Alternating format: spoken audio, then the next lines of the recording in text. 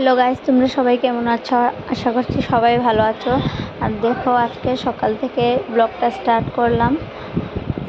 সব কাম শেষ করে স্নান করে চলে আসলাম। কালকে আমাদের ঘরে মনসা পূজা আছে, তাই আজকে আমরা সংযম করছি। তাই সব কাজ সেরে স্নান করে চলে আসলাম। আর ওই যে দেখো, আমার ছেলে কি করছে, ঝাড়ু দিয়ে খেলাখেলি করছে। এখন আমার ফোনটা ধরতে চলে গেছিলো। দেখো,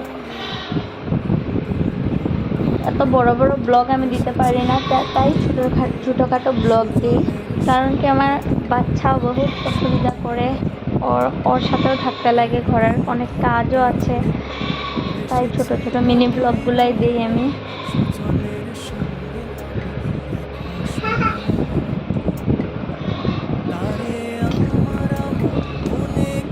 আর ওই যে দেখো, ও খেলাখেলি করছে। ওকে এখন স্নান করিয়ে ঘুম পাড়িয়ে দেব। অনেক খেলাখেলি করতে করতে ঘেমে গিয়েছিল পুরোটা। জল খাবে বলে জল খুঁজছিল।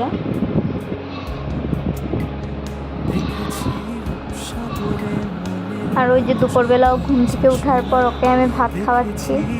ও শুধু জল দিয়ে খেলে যাচ্ছিল, ভাত তো একটুকু খেতেই চায় না। বহুত নাটক করে খাওয়াতে হয়। আর ওকে খাওয়াতে ওর পাপাও চলে আসলো ভাত খেতে দুপুরবেলা। আর ওই যে ভাত খেয়ে ওরা দুই ভাই মিলে আমাদের ঠাকুরকে ঘরে নিয়ে আসলো। কালকে পূজা আছে, তাই আজকে নিয়ে আসলো ঠাকুরকে।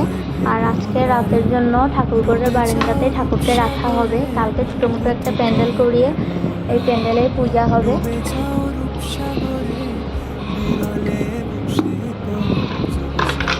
ওই যে এখন অল্প বসলাম, খাওয়া দাওয়া সবার কমপ্লিট হলো, আমিও খেলাম। তো এখন বিকেল 4টা বাজে। হাজব্যান্ডও খাওয়া দাওয়া করে চলে গেছে দোকানে। আর কালকে আমাদের ঘরে মনসা পূজা আছে, তাই অনেক কিছু কাজ ছিল আজকে। কালকে অল্প ভিডিওটুকু আমি দেওয়ার চেষ্টা করব, পুজোর ভিডিও। আমি এত বড় ব্লগ দিতে পারি না, কারণ কি আমার ছোট ছেলে আছে, ঘরের কাজও আছে, ছেলেকেও দেখতে হয়। তাই এত বড় করি না ভিডিওগুলো, মিনি ব্লগগুলাই দিই। তো আজকের ব্লগটা এখানেই শেষ করছি। আর ওই যে আমার ছেলে